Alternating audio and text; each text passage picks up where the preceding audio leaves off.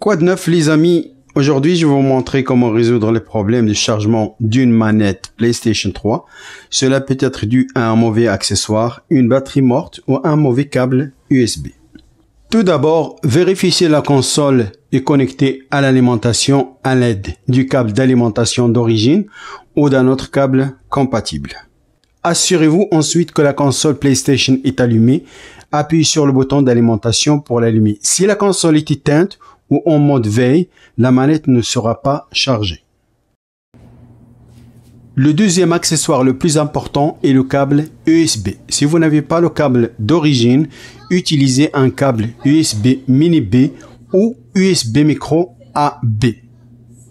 Pour connecter le chargeur USB, localisez le port USB de votre console. Généralement, vous allez voir deux entrées.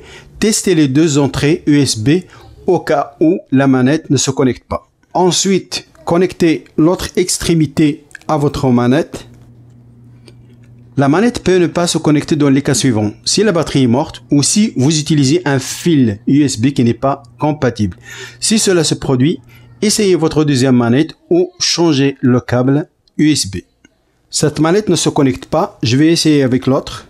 Là, on constate que ce n'est pas un problème du fil USB, il s'agit d'un problème de batterie sur la première manette. Pour déclencher la manette, on appuie pendant 3 secondes sur le bouton avec le logo de PlayStation.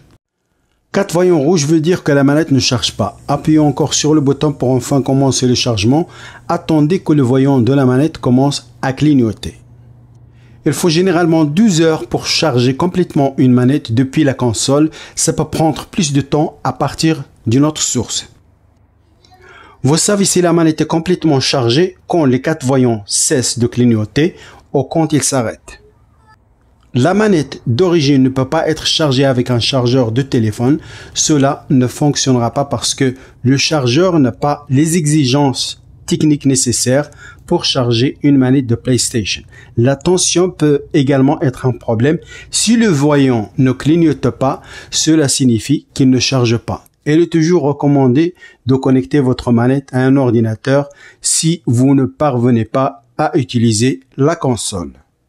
Ne laissez pas la manette se charger pendant de longues durées puisque cela réduit la durée de vie de la batterie. C'est tout pour aujourd'hui. Je vais publier d'autres vidéos sur les problèmes de PlayStation. S'il vous plaît, abonnez-vous à la chaîne et à la prochaine.